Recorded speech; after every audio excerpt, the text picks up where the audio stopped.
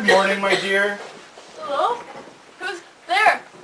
It's me, Sister Callista. I'm your nurse. Oh, okay. How are you feeling this morning?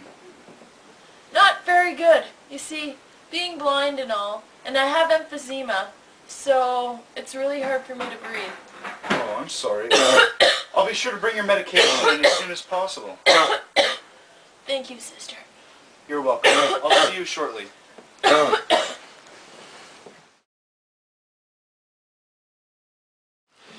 This patient is having physiological difficulties. How are you this fine morning? I'm okay, I guess. Did you sleep well last night? No, these beds aren't very comfortable. Oh, I'm sorry to hear that. Are you hungry at least? I see you haven't touched your breakfast. No. Is there a reason? I'm as big as a cow. I don't need to eat anymore. But darling, you must eat. If I eat any more, I won't even be able to get out of this bed. Just go away. I see. I'll come back and visit you later if that's okay? Sure. All right.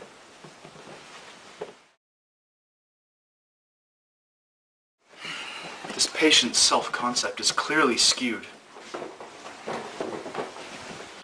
Elizabeth? Shut up, you'll wake the baby. Oh, I'm sorry. I'm very sorry, my dear. She just fell asleep. I've been up all night. You mean to tell me you didn't get any sleep last night? That's what I said. Oh. Come have a seat. How old's your baby? 2 months. 2 months? And are you having any difficulties? That's for sure. Like, what kind of things? She won't sleep. She doesn't eat. I can't pump enough breast milk. And my deadbeat husband is out drinking away his paycheck. I'm sorry to hear that, dear. Just, you know, it's important to remember that every time one door closes, another one always opens for you. Okay? You try and get some sleep, okay? I'll come back and see you later.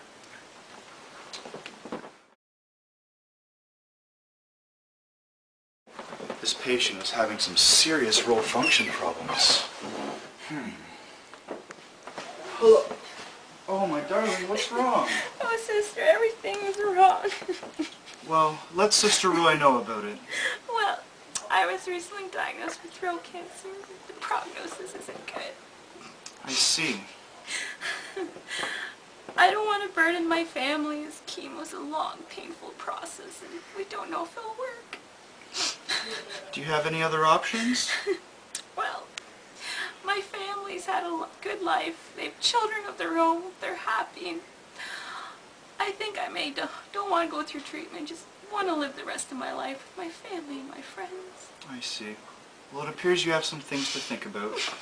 I'll let you be and I'll come back and check on you later. Thank you.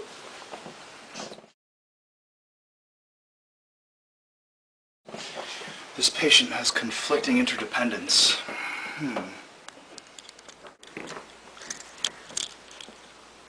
Where is he? Oh, there you are. Who the heck are you? Well, I'm Sister Callista, and I don't think that you should be drinking in the hospital, especially this early in the morning. Well, you're probably right. I just don't want to feel anything anymore. I'm so miserable. Well, what's wrong? Last week, my buddy, he was driving his boat and he was drinking and he flipped it. He just wasn't wearing his life jacket. Well, I'm sorry to hear about your loss. We went to school together. I just don't understand. Well, with this drinking and such, have you have any thoughts about hurting yourself or of suicide? Last week I took a bottle of Percocet and chased it with half of the bottle whiskey. Well, and that's why you're in here? That's why I'm here. Well, it's important to remember the ones you've lost, but you should continue to lead your life with optimism.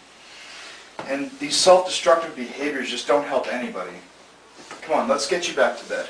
All right. Thanks.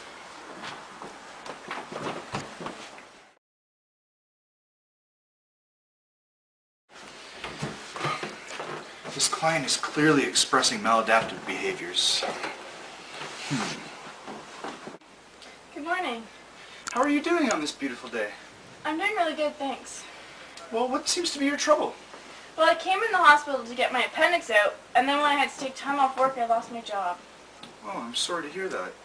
But with the labor laws today, isn't there some sort of appeal that you could go after?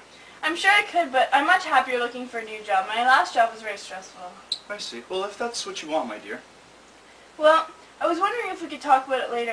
I'd really like some counseling. Certainly. That's good. Well, I'll finish up my lunch, and then maybe later when you have time we can talk about it. Not a problem. I'll leave you to it. Thank you. See you later.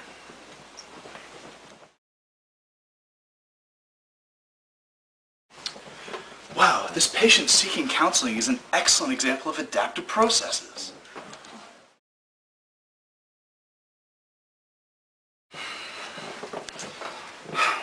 My goal with this patient was to foster positive responses and decrease ineffective responses, which in turn contributed to his health and therefore his quality of life.